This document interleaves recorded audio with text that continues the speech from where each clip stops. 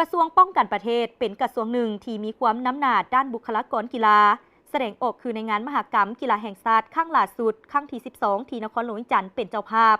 กระทรวงป้องกันประเทศก็ได้ส่งนักกีฬาเข้าร่วมการแข่งขันและสามารถญาติได้หลายเหรียญคำติด1 ใน 2อันดับแรกที่ได้เหรียญคำหลายที่สุดโอกาสนี้สหายพลโทใส่ใจกรมศิษย์รองรัฐมนตรีกระทรวงป้องกันประเทศหัวหน้ากรมใหญ่เสนาธิการกองทัพคณะซี่น้ำระดับชาติการจัดงานมหกรรมกีฬาแห่งชาติครั้งที่ 12 ได้ให้สัมภาษณ์ว่าสบายดีท่านผู้ฟังท่านผู้ชมบรรดานายและทหารข้าเจ้าพลโทใส่ใจกรมศิษย์ห้องรัฐมนตรีกระทรวงต่างประเทศหัวหน้ากรมใหญ่เสนาธิการกองทัพทำเป็นคณะสี่นักระดับชาติได้รับการแต่งตั้งการแข่งขันมหกรรมกีฬาแห่งชาติครั้งที่ 12 ก็รู้สึกเป็นเกียรติและก็ดีใจที่ได้มีโอกาสได้มารวมซุ้ม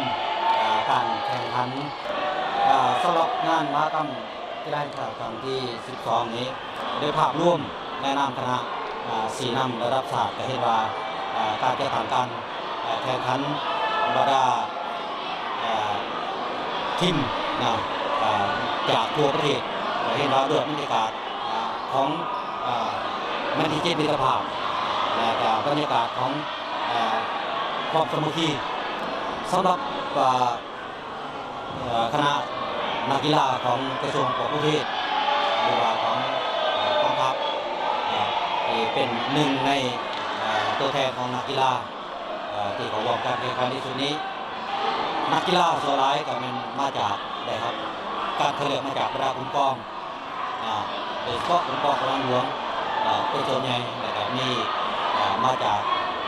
กองกีฬากองทัพที่ว่าเป็นผู้หน่วยหนึ่งที่นาที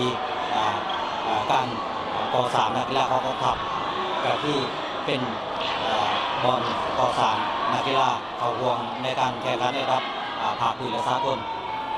สถานผ่านการจัดตั้งปฏิบัติการแข่งขันโดยรวมถือว่านักกีฬาทุกประเภท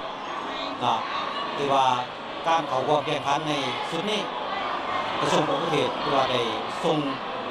เข้าร่วมการแข่งขันมี22ประเภทกีฬาและภาพรวมของการแข่งขันถือว่าร่วมบรรดาเหรียญถือว่าอยู่ในอันดับที่2ถือว่าได้บรรลุจุดประสงค์ระดับการหมายแต่สำคัญโบแมนเซสนะแต่สำคัญคือโอกาสการเข้าร่วมเพื่อแบ่งปันประสบการณ์แบ่งปันความสามัคคีมิตรภาพการรู้จักระหว่างคณะนักกีฬากระทรวงต่างประเทศกับบรรดากระทรวงและบรรดาแขวงอันนี้เป็นสิ่งที่สำคัญกว่าทางนี้ตัวนึงก็ขอแสดงความขอบใจต่อสถานีโทรทัศน์ของกองทัพเฮาที่ได้ให้เกียรติสัมภาษณ์ก็ขอให้บรรดาทานผู้ชมผู้ฟังและนายทหารทั้งหมดนายทหารจงมีสุขภาพแข็งแรงและก็ประสบความสำเร็จในการปฏิบัติหน้าที่ก็คือการอบรมหัดแดดและสร้างนักกีฬาสืบทอดของกองทัพเฮาให้มีความเติบใหญ่และแข็งแรงขอขอบใจ